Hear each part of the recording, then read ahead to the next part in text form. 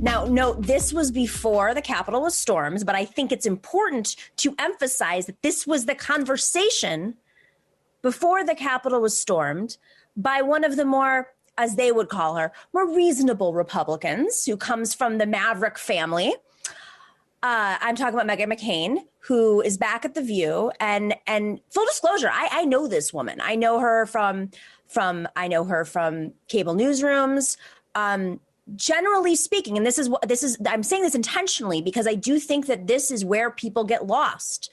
She reaches across party aisle. She does. I mean, on the show, clearly there's some drama happening there, but off the show, she talks to everybody. She quotes Democrats. You're in the newsroom with her. Her mother, I think, is a little bit more progressive than we all know, but there's a danger in that. And what I'm going to show you right now is, I think, highlights this beyond. So let's play that clip of Meghan McCain with Senator-elect Raphael Warnock. Agree and join Joe Manchin and agree that you're not for that. My job is to take the concerns that are being raised by my constituent. And what I'm telling you is that they're asking about their health care. They're asking about whether or not they can earn a livable wage for working hard every day. And they're wondering when in the world are they going to get relief after waiting for it for months. And right now, what is the Senate doing? They're engaged in a shameless exercise of privilege and power, challenging the basic norms of our government. The people of Georgia rose up and rebuked that kind of politics last night. And I intend to represent their interests in the U.S. Senate to make sure they have health care, to make sure that they enjoy a livable wage, and that their voice can be heard in their democracy. Senator, I understand that. Okay. I'm just asking you a direct question. I'm just going to, I'm actually going to end this. Hey, listen, we're going to say thanks to the Senator-elect, Reverend Raphael Warnock, and we will be right back. Thank you for coming back, sir. Great to be on The View. What was she saying, though? What was the direct question she thought he was avoiding? She said, Senator, I do believe that average Americans care about packing the courts. I just want to know if you would agree or join Joe Manchin and agree that you are not for that. Well, here's what's so problematic about that statement. We live in a nation that is civically illiterate. So what percentage of voters, what percentage of adults, what percentage of anyone who can read and write know how many people are on the Supreme Court? Or know anything about our... You know that the Supreme Court exists. I mean, so that is... she could have framed that differently. She could have said, if she were operating in good faith, she could have said something like, do you think it is appropriate for a new majority to expand the Supreme Court to protect their own interests at the expense of the greater good? Now, I wouldn't agree with that, but that's a little more honest, right? But we've done it before. There's nothing that says we can't. We can do it in the right way, or we could do it in a shabby way. We could actually expand the size of the Supreme Court to have more diverse and highly competent justices on the Supreme Court. Even irrespective of their political ideology, they're very competent and smart people who do not share my political philosophy. I do not believe those people are idiots. I believe they're wrong, right? There's a difference. So what he has done, and some conservatives agree that a number of his appointments and nominees are not actually competent for the roles that they serve in. That's a bigger issue. And that's something that I was not a fan of John McCain as an elected official. His Maverick thing, I think, was way blown out of proportion.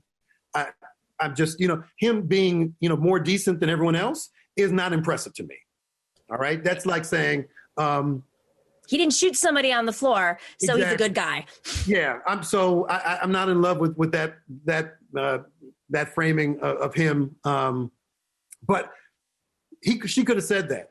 So most people are not thinking about packing the courts. They're thinking about being evicted. They're thinking about surviving COVID or avoiding COVID or not being beat up by a police officer for doing nothing wrong. They're thinking about a whole bunch of things. They're not thinking about packing the courts. That's a very small percentage of our population. And for her to lead with that, it's a gotcha question that is problematic. But it's also problematic. The most important person in the Senate now is Joe Manchin. Thank you. He's like Mr. Power Broker. He and Kyrsten Sinema are going to be sitting there, come and kiss my ring, come and move my vote. How about we primary your asses? Sorry.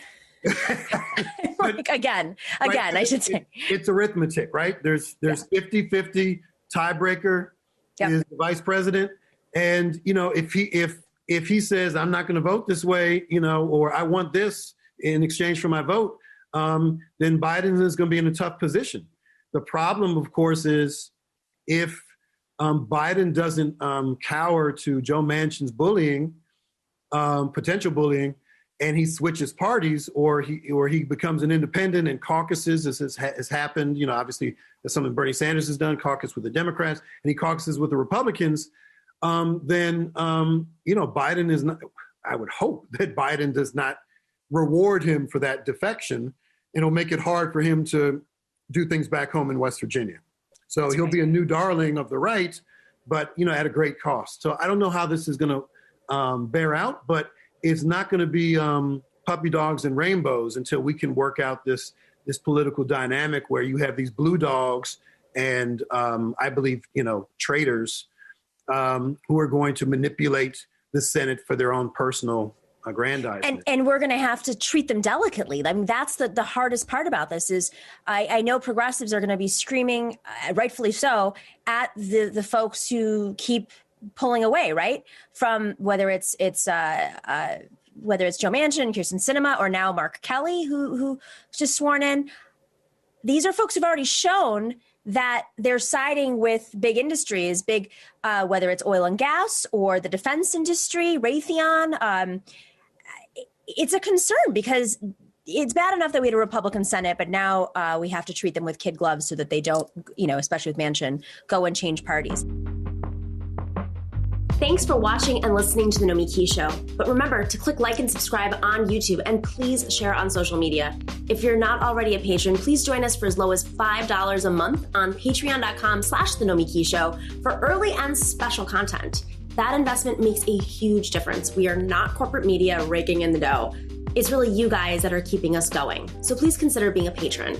And to our current patrons, thank you so much. We are incredibly grateful to you. We also now have swag. So check us out on thenomikishow.com to get your mugs, your totes, and your stickers.